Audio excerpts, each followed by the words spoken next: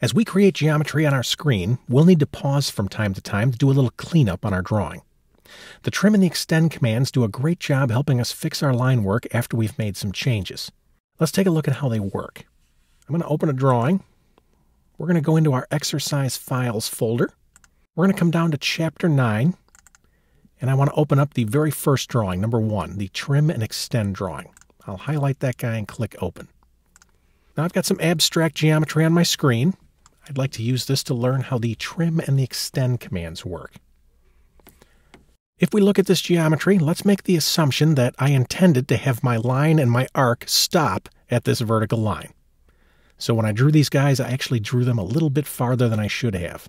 I'm going to use the trim command to cut these ends off. To use the trim command, I'm going to come over to my modify toolbar and I'm going to click on the trim icon. If we look at the command line, AutoCAD is now asking me to select cutting edges. When we use the trim command, we'll use one entity to cut another. So I'm going to come over and click on this vertical line. That's going to be my cutting edge. And then I'm going to right-click to let AutoCAD know I'm done selecting objects.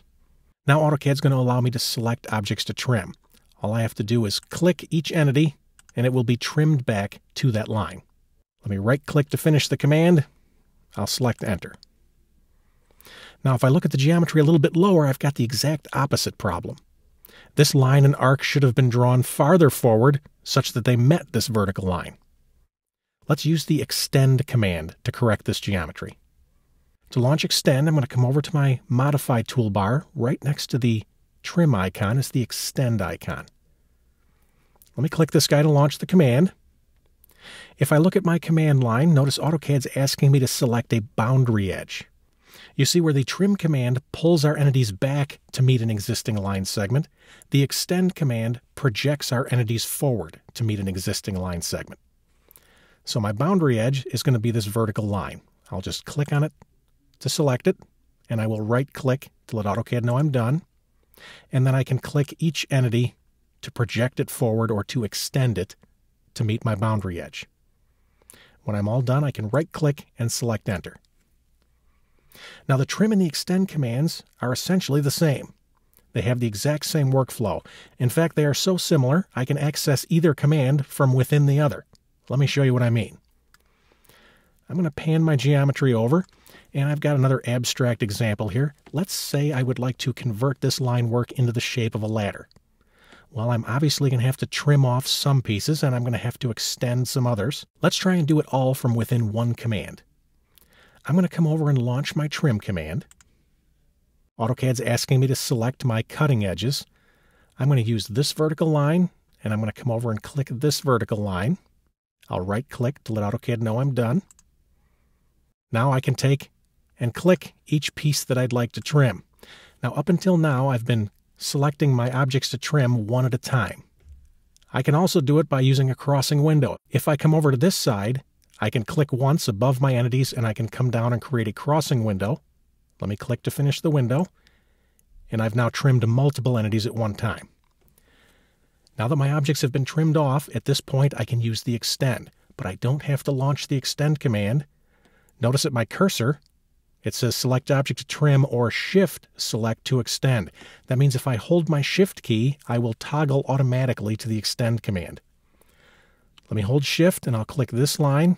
I'll click this one. Each one of my cutting edges becomes a boundary edge if I hold my shift key. So I'll click all my entities, and when I'm done, I'll release the shift key. I'll right-click and select Enter. Let's try and use the trim and the extend commands in a practical example. I'm going to pan over to the right. Let's say I'm an architect, and this is a window that I've chosen for a building that I'm creating for my client. Now, it's a nice 3-pane window. But maybe when the client comes in and looks at it, he says, you know, that's kind of static. It's a little bit boring. Could we do something with an arched top, possibly? Sure, we can do that. I'm going to pan over to the right a little bit more. Through the process of stop motion animation, I've already created my circles to represent my arched top. Let's take and clean this geometry up using trim and extend. Well, I already know I don't need the bottom half of these circles, so I'm going to come over and launch my trim command. AutoCAD wants me to select my cutting edge. I'll select this line as my cutting edge, and I'll right-click. Then I can click the bottom half of this circle and this circle to have them trimmed off. Let me right-click and select Enter to get out of the command. At this point, I can look at it and say, you know what, I don't need these little pieces on the end. Let's trim those off. I'm going to launch the trim command again. This time we'll grab the arc. I'll right-click to let AutoCAD know I'm done selecting my cutting edges. And then I can pick this piece and this piece to remove the ends. Now I'm not going to exit the command just yet because I would like to project the dividers between my windows up to the top. So, since this edge is already highlighted, if I hold my Shift key and create a crossing window across my dividers, let me click to finish my window, AutoCAD will project those lines up to the top.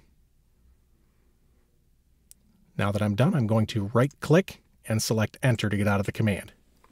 I only have to do one more thing. I have to go around and clean up these little pieces. I've got to take and trim a bunch of small parts out of this window. Let's do that. I'm going to launch the trim command one more time.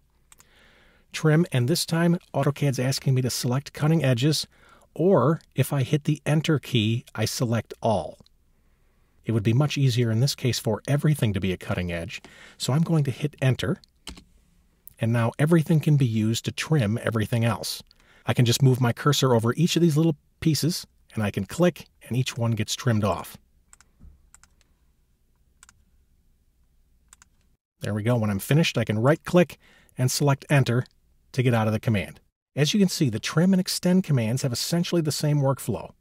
Jumping from one to the other is as simple as pressing your Shift key. Knowing how to use both of these commands will allow you to quickly and accurately clean up your geometry.